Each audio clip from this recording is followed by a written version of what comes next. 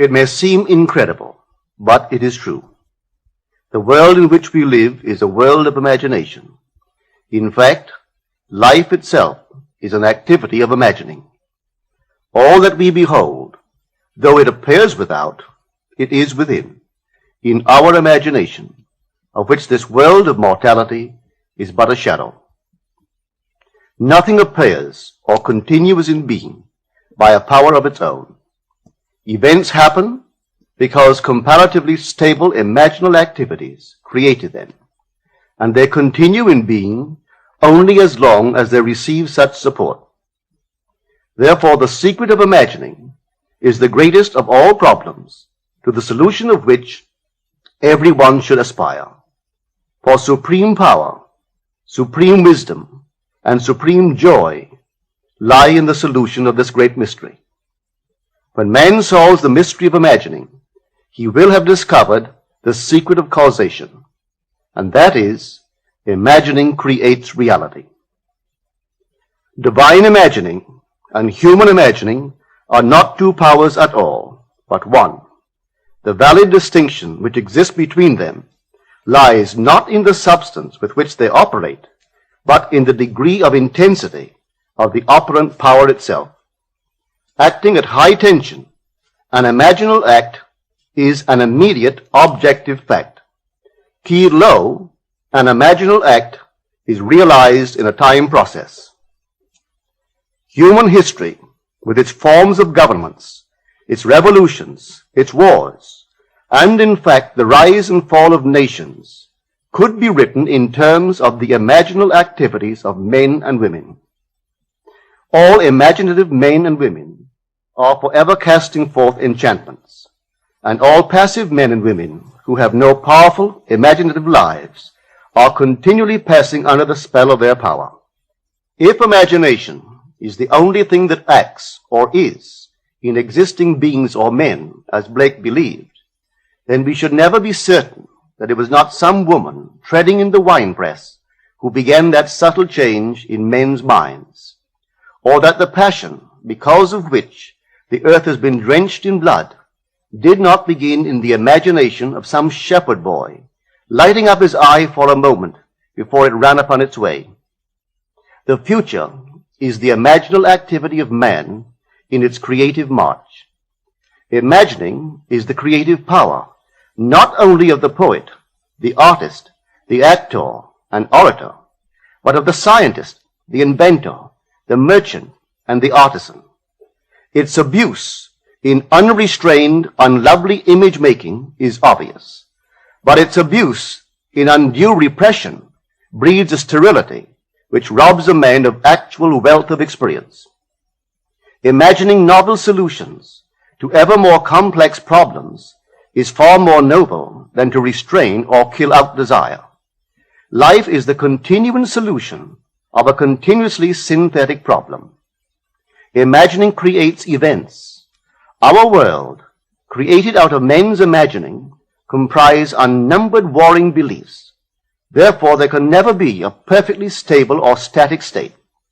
Today's events are bound to disturb our yesterday's established order. Imaginative men and women invariably unsettle a pre-existing peace of mind. Hold fast to your ideal in your imagination. Nothing can take it from you but your failure to persist in imagining the ideal realized. Imagine only such states that are of value or promise well. To attempt to change circumstances before we change our imaginal activity is to struggle against the very nature of things. There can be no outer change until there is first an imaginal change. Everything we do, unaccompanied by an imaginal change, is but futile readjustment of surfaces. Imagining the wish fulfilled brings about a union with that state, and during that union we behave in keeping with our imaginal change. This shows us that an imaginal change will result in a change of behavior. However, our ordinary imaginal alterations, as we pass from one state to another, are not transformations, because each of them is so rapidly succeeded by another in the reverse direction. But whenever one state grows so stable as to become our constant mood, our habitual attitude, then that habitual state defines our character and is a true transformation. Now let me call your attention to the design on the cover of this record. You will notice a man sitting on a park bench, imagining himself to be in a home. This is the secret of those who lie in bed awake while they dream things true. They know how to live in their own dream house until, in fact, they do. Man, through the medium of a controlled waking dream, can predetermine his future. That imaginal activity of living in the feeling of the wish fulfilled leads man across a bridge of incident to the fulfillment of the dream. If we live in the dream, thinking from it and not of it, then the creative power of imagining will answer our adventurous fancy, and the wish fulfilled will break in upon us and take us unawares. Man is all imagination. Therefore, man must be where he is in imagination, for his imagination is himself. To realize that imagination is not something tied to the senses or enclosed within the spatial boundary of the body is most important. Although man moves about in space by movement of his physical body, he need not be so restricted. He can move by a change in what he is aware of. However real the scene on which sight rests, man can gaze on one never before witnessed. He can always remove the mountain if it upsets his concept of what life ought to be. This ability to mentally move from things as they are to things as they ought to be is one of the most important discoveries that man can make. It reveals man as a center of imagining, with powers of intervention which enable him to alter the course of observed events, moving from success to success through a series of mental transformations of nature, of others, and himself. How does he do it? Self-abandonment. That is the secret. He has to abandon himself mentally to his wish fulfilled, in his love for that state, and in so doing live in the new state and no more in the old state. Now we can't commit ourselves to what we do not love. So the secret of self-commission is faith plus love. Faith is believing what is incredible. We commit ourselves to the feeling of the wish fulfilled, in faith that this act of self-commission will become a reality, and it will, because imagining creates reality. Imagination is both conservative and transformative. It is conservative when it builds its world from images supplied by memory and the evidence of the senses. It is creatively transformative when it imagines things as they ought to be, building its world out of the generous dreams of fancy. In the procession of images, the ones that take precedence naturally are those of the senses. Nevertheless, a present sense impression is only an image. It does not differ in nature from a memory image or the image of a wish. What makes a present sense impression so objectively real is the individual's imagination functioning in it and thinking from it, whereas in a memory image or a wish, the individual's imagination is not functioning in it and thinking from it, but is functioning out of it and thinking of it. If the individual would enter into the image in his imagination, as the design on the cover of this record suggests, then would he know what it is to be creatively transformative. Then would he realize his wish, and then he would be happy. Every image can be embodied, but unless man himself enters the image and thinks from it, it is incapable of birth. Therefore, it is the height of folly to expect the wish to be realized by the mere passage of time. That which requires imaginative occupancy to produce its effect obviously cannot be effected without such occupancy. We cannot be in one image and not suffer the consequences of not being in another. Imagination is spiritual sensation. Enter the image of the wish fulfilled, then give it sensory vividness and tones of reality by mentally acting as you would act were it a physical fact. Now this is what I mean by spiritual sensation. Imagine that you are holding a rose in your hand. Smell it. Do you detect the odor of roses? Well, if the rose is not here, why is its fragrance in the air?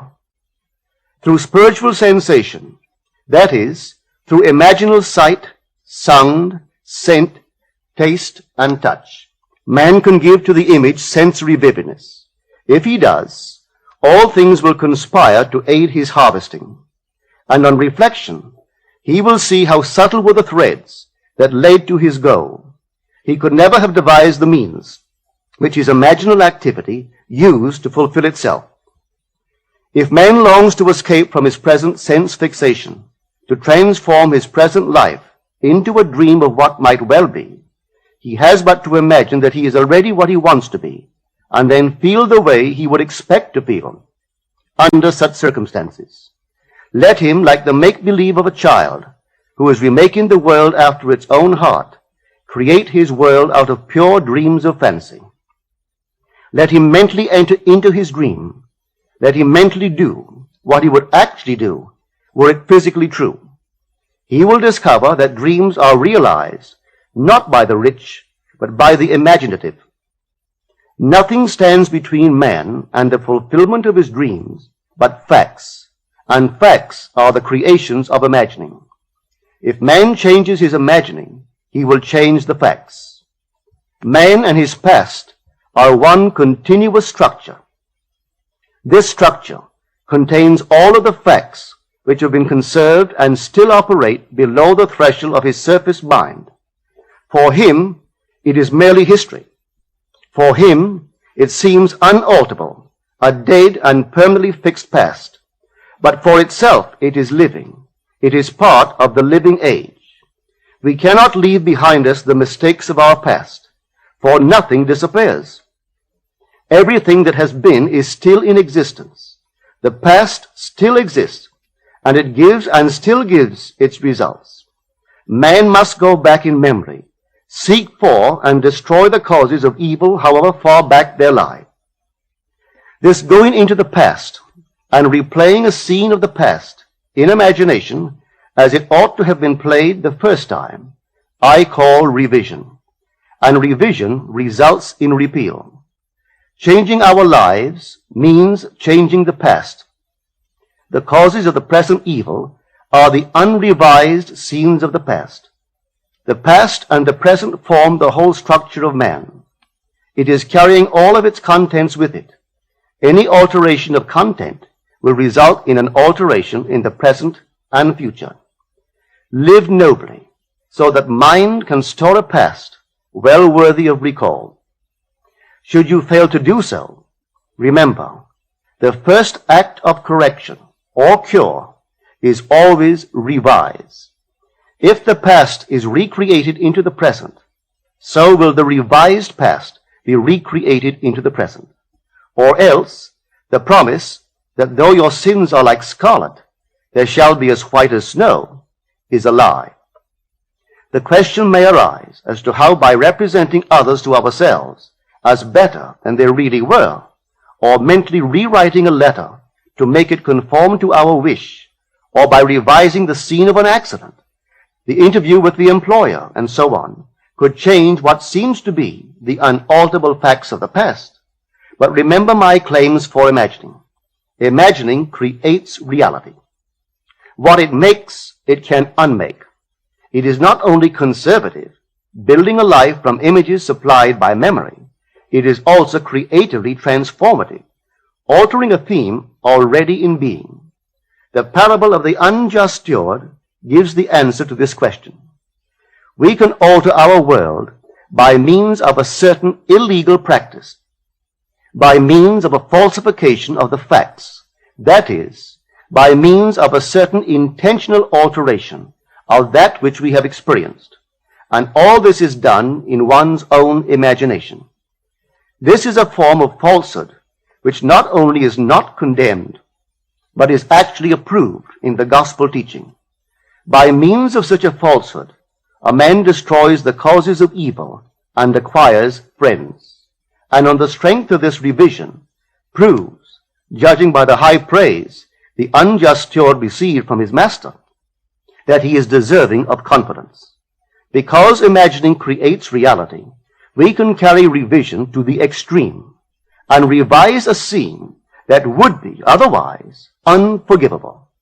We learn to distinguish between man, who is all imagination, from those states into which he may enter. An unjust steward, looking at another's distress, will represent the other to himself as he ought to be seen. Were he himself in need, he would, like the man on the cover of this record, enter his dream house in his imagination and imagine what he would see and how things would seem and how people would act after these things should be. Then in this state he would fall asleep, feeling the way he would expect to feel under such circumstances. Would that all the Lord's people were unjust stewards, mentally falsifying the facts of life to deliver individuals forevermore. For the imaginal change goes forward until at length the altered pattern is realized on the heights of attainment. Our future is our imaginal activity in its creative march. Imagine better than the best you know.